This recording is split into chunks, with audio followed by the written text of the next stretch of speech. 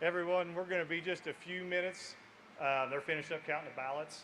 We want to get that job done first before we start the meeting, so just be a few more minutes. Thank you.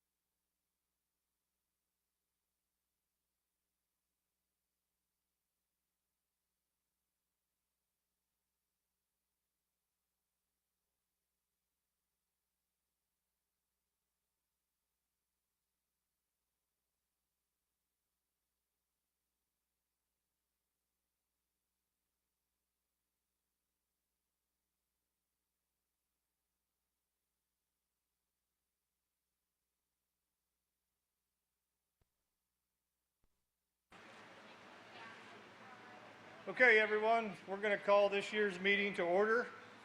We'll start by standing and saying Pledge of Allegiance. Pledge allegiance to the flag of the United States of America and to the republic for which it stands, one nation, under God, indivisible, with liberty and justice for all. Thank you. I'd like to start off by welcoming you all here tonight. We have some distinguished guests here. We'll start with Patty Ames. She's putting her stuff in her car. We'd like to thank her for her musical talent. She's been here for 4 years now, and I'm sure she'll be back for many more. Thank you, Amy.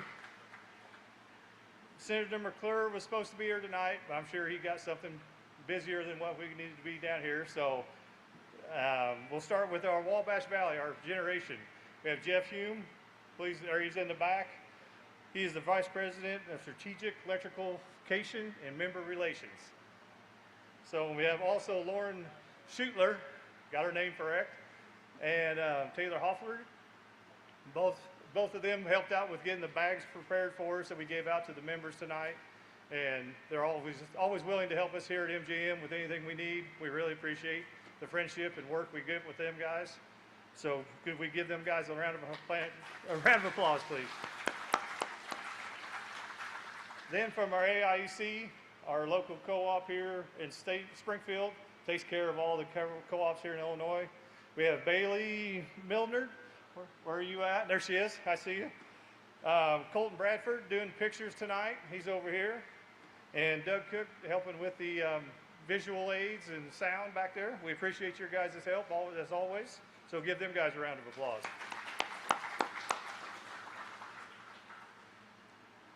Now we have our scholarship recipients and their families are here with us tonight.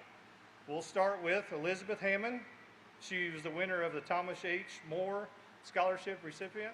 She's going to come up here and give us a brief talk of where she's going and where she's from.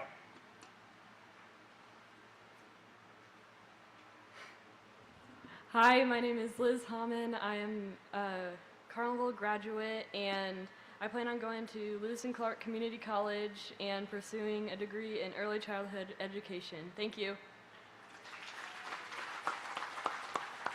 Thank you, Elizabeth. Amanda Seifert. She's the MGM scholarship winner, one of them. Hello, my name is Amanda Seifert. This spring I graduated from Litchfield High School, and in the fall I plan to attend Murray State University to study animal and equine science. Thank you.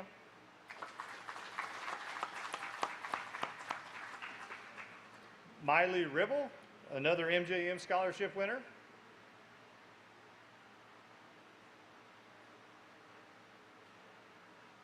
Hello, I'm Miley Ribble. I'm a graduate from Northwestern High School.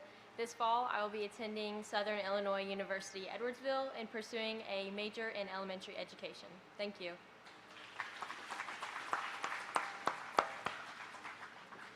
We also have Maddie Eaglehoff. She is not able to be here tonight. She had another commitment that took place the same time as this. So we want to wish her well. She was from Southwestern High School. Our next one is Riley Oswell.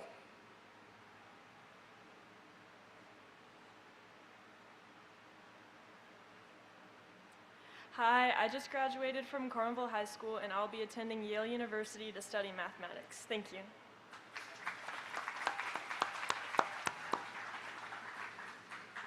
And our next winner is Anna Lee Johns.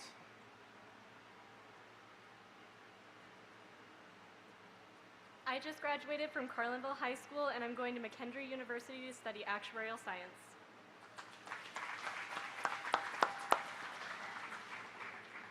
And our last winner is Hannah Truax. I don't believe she's here tonight, but she was another Carlinville High School graduate. So we'd like to give all you guys one more congratulations. And if you could, the winners, could you come over here and meet Joe over here? And they're going to take a picture, a group picture with all of you together. Thank you. Okay, while they're doing that, we're going to move forward with some legal rules of the meeting, which our attorney Amy Jackson is going to take care of. And at this time, before she starts to speak, we'd like to give a little bit of an honor to Lee Plummer, our past attorney for 45 years. He retired at the beginning of the year. We were lucky enough to find Amy out of Jacksonville, doing a great job for us so far.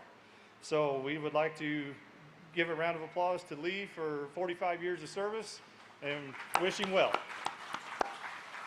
Amy, you have the floor.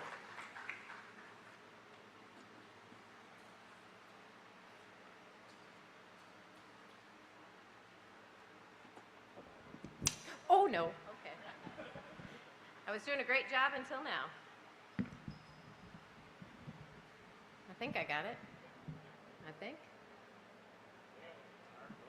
No, maybe not. You better come help. Sorry. I won't touch it again. All right. Hello, everybody. As Todd said, my name is Amy Jackson. I am an attorney from Jacksonville with the Rammelkamp Bradney Law Firm. It is my pleasure to be here on this lovely, humid, soon-to-be stormy night in Carlinville for this, which is my first annual meeting of the MJM members. My job now, and I'll try to do it as succinctly as possible, is to tell you about two things: the order of the day, the order of business for the day, and then the rules that will apply for this business meeting. According to Section 3.09 of the MJM Electric Cooperatives bylaws, and as indicated on page 5 of the annual meeting notice, the order of the day for this meeting includes the approval of the meeting minutes, which were voted on by ballot, as well as the receiving of reports from the officers, directors, and the Election and Credentials Committee. Directors for MJM for this evening will be elected from Districts 4, 5, and 7. I do need a motion from the floor and a second to approve this order of the day. If I could have a motion? Just by vote is fine, or show of hands. Motion back here and a second. Second back here. All in favor, please say aye. Anyone opposed? All right, motion carries. The next item, for which I will ask you to approve by motion as well, are the rules of the day. These rules, which I will read to you, were previously considered and approved by the Cooperative's Board of Directors, and these are the rules that are recommended to you for adoption this evening. First, Robert's Rules of Order will govern the conduct of this meeting. 22nd. Any proxies that were provided must have been provided on the official annual meeting notice. Those will be accepted and counted on proper form. Third, Board Chairman Todd Stewart, whom you've already heard from, will serve as chairperson for this meeting, and I will serve as parliamentarian. Additionally, because there is a contested director election taking place at this annual meeting, I want you to understand the procedures that have been put into place to ensure accuracy of that director election. Each director candidate for the contested spot was allowed to have one observer present during the registration and election process. They had to present that observer at the beginning of registration, and the observer would have to be properly identified with credentials, wearing identification, and approved by the Election and Credentials Committee. No campaigning was allowed inside this building. Ballot boxes were in place throughout the registration process, and I can report that the ballots were counted by the Election and Credentials Committee and confirmed this evening. Any questions that arose during the registration and election process were directed to that Election and Credentials Committee, and their determination would be final. Having explained those as the rules to be followed for this annual meeting, I would accept a motion to approve. So moved, and is there a second? Second. Thank you very much. All in favor, please say aye. Anyone opposed? Okay, motion carries. The last thing that I'm going to remind you all of, I think you already know, as I mentioned, we do have director elections taking place tonight. The board of MJM Electric Cooperative appointed an election and credentials committee. That committee is made up of individual members of the cooperative who do not serve as employees or as directors of the cooperative. In other words, it's an impartial committee. That committee met on April 6, 2026. Clay Titsworth was elected chairman of that committee, and they approved, after meeting with each of the nominees for director position, approved 4 nominees to stand for election. Leanne Barr from Carlinville, District 4, Frank Welling from Brighton for District 5, and from District 7, James Neiman of Litchfield and David Brunworth from Staunton. And with that, I will turn the meeting back over to Chairman Stewart. Thank you for your time and attention.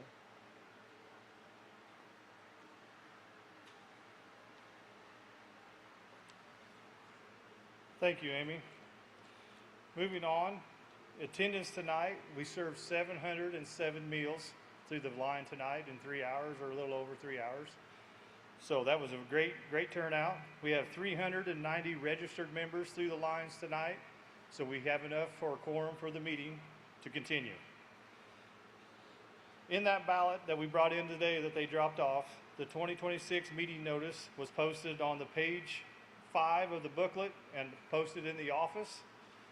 It was approved by the vote of the members. The 2025 meeting minutes of last year's meeting was in the booklet on page 14 and 15. It was also approved by the members through ballot.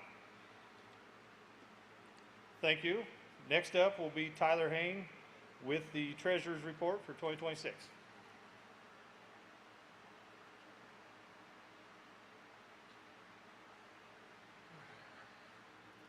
Good evening.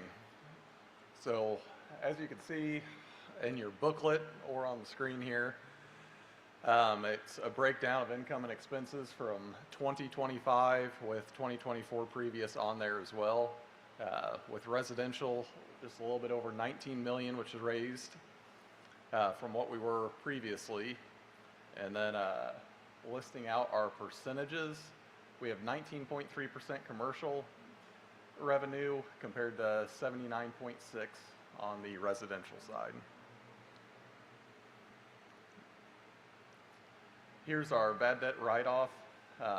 As you can see, in the last 10 years, we've been doing extremely well on that, with this year being an all-time low, or at least from what I can see on our chart.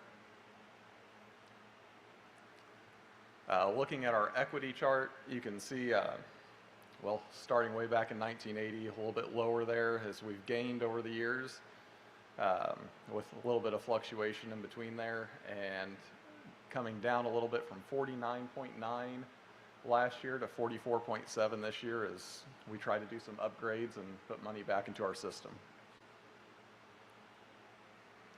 Our percent line loss has also been steadily declining, coming down from 7.6 in 2016, and at 2024 looking at 5.4. Also, our loan total has gone up, as well as our total plant with that. We've stayed fairly steady. We're getting close to about a $40 million on the CFC loan total, but our plant has been raising with that as well, and hopefully keep going in that direction. Okay. Lastly, here we have our capital credits retired to date of $6,776,068.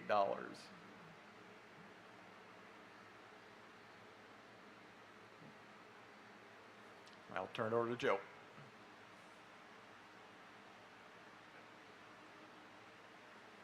Thank you, Tyler. Next up, Joe Hine, our MJM CEO and President, will give us an overview of the 2025 year. All right, thank everybody for being here. I can't thank our team enough for this exemplary effort on such a hot day. Our crew, our staff, all our linemen and foresters, everybody did an excellent job getting this place ship shape and keeping everything moving. So I can't thank them enough. So I'm going to give them all another applause. So better get my page up here first. So welcome to our 87th annual meeting. You talked about the member election, and that's good. It shows good involvement throughout the membership. We like to see that with our directors. We had a lot of good things happening at MJM over the past year. I'll highlight a few of them here. Number one was the customer satisfaction survey that was done. We do a lot of surveys, seems like. They don't hit everybody, but always taking a sampling of what people are thinking, how we're doing, so on and so forth. So we were honored with a Customer Satisfaction Award from the American Customer Satisfaction Index, ACSI, and the score we earned was an 83. And when you look at all the co-ops in the state and in the country, 83 is pretty darn good. Pretty good rating. That puts us a 9-point increase since 2015. And to make that kind of a jump, that's quite an achievement. And we're pretty proud of that, and pretty proud of all our employees for making that happen. It's also a 5-point jump from just the previous survey in 23. So really making some headway there. That score, MJM score, outperforms the industry average earned by publicly measured utilities and reflects strong member satisfaction, consistent service quality, effective complaint handling, and an overall experience that meets member expectations and aligns closely with member needs and preferences. I know everybody's wanting me to move fast, but there's some things we just need to point out once in a while. So we've also made some significant progress in planning for the future. Engineering design work continued for our Delhi substation and our field and substation projects. We did, you've seen pictures there on our WIT. We did some upgrades on our WIT sub that hadn't been touched for many, many years, bringing it up to code. Projects like these go on all the time here at MJM. It's continual. Whenever we've got resources, we put them back into our system, and that's the way it's supposed to work. So we also did a cost of service study, continued to implement and closely monitor our rate structure in 25. These efforts keep rates fair and reasonable for the full membership while positioning MJM to adapt to a changing energy landscape that includes technologies such as solar, wind, battery storage. We get a lot of questions these days on data centers and are they good, are they bad? Those things are all taken into our scope of things here to be analyzed. So it's all very important to us. Supply chain constraints and extended lead times for specialized utility equipment continued throughout 25. We've remained focused on disciplined fleet planning and proactive maintenance to ensure the equipment we depend on stays safe and reliable. Cybersecurity, you see a lot of that in the news, a lot of bad actors out there. So that's also been a priority for us, keeping up with those things, keeping our computers, keeping your data safe. So Wabash Valley, we mentioned we got some Wabash Valley people here with us. Our alliance with Wabash Valley Power remains strong. Their diversified portfolio of generation resources continues to be an important tool as we navigate the changing market conditions and work to keep energy costs as stable as possible for our members. As noted in the financial report, the cooperative's financial position remains strong, and it is encouraging that our total utility plant investments have consistently outpaced long-term debt, an indicator of stability and continued growth. As reflected in the annual report, plant additions totaled $5,478,000, and the equity ratio remains solid at 44.72. Capital credits, Tyler touched on that. I don't need to repeat that for you.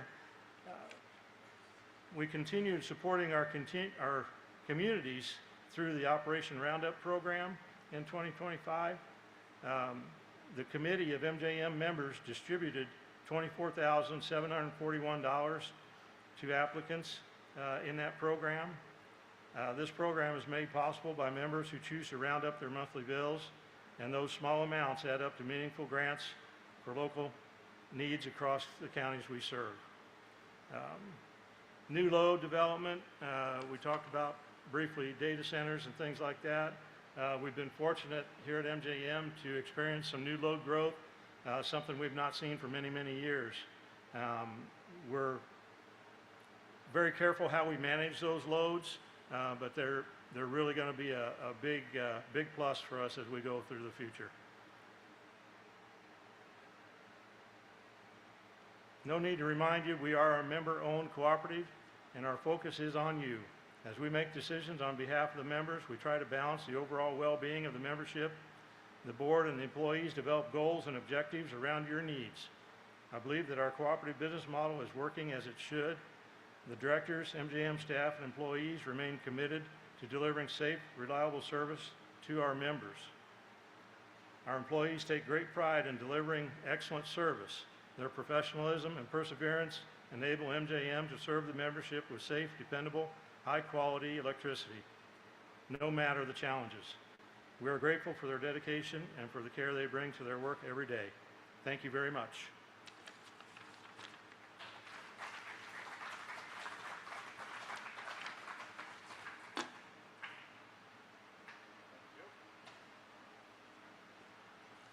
Thank you, Joe, for the recap of 2025. A lot of things happening here, and I'd like to reiterate on some of those things that Joe said. This board here, with myself included, couldn't do the things we do without the staff, the linemen, the members. We're here working for you.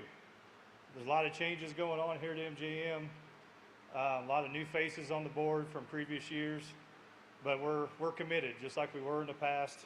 We're going to stay tried and true to that, mission statement: safe, reliable electricity, and that's what we're trying to provide to you guys every day. And these guys in the very back, the staff, that's what keeps it going. I mean, we do a small part, but the staff and the linemen, that's where all the work's at.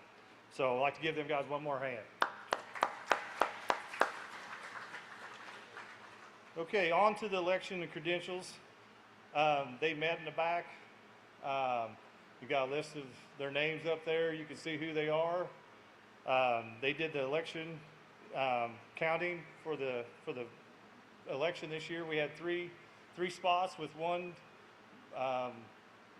being opposed.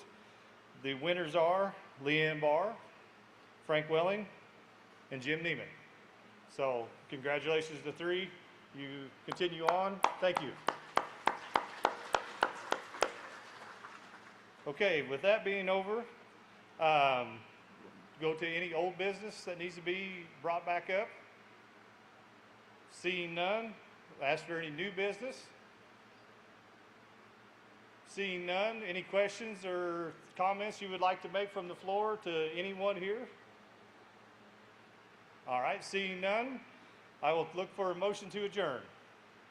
Charles, in the back, got a second? All in favor? Motion passes. This meeting is adjourned for 2026. Thank you all for coming. Before we leave, I just read my paper here. We had a late arrival. Representative C.D. Davis Meyer is in the back. Thank you for stopping by. We appreciate it. He serves Macoupin and Jerseyville counties. So he's in the back if anyone would like to speak to him for a minute. And now, Eric, I think you have some prizes for the members.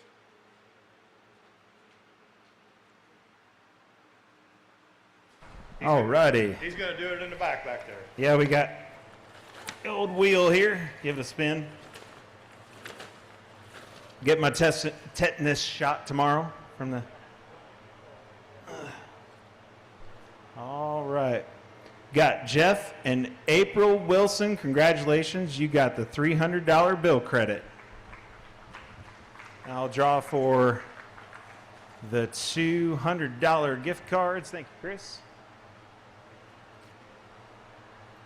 This one goes to Gary J. Foote of Palmyra.